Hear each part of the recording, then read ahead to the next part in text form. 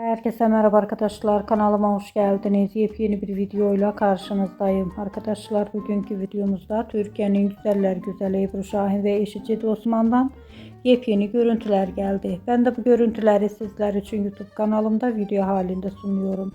Umarım beğenirsiniz. Arkadaşlar, videomu beğendiyseniz kanalımı izlemeyi ve bildirim butonuna basmayı unutmayın.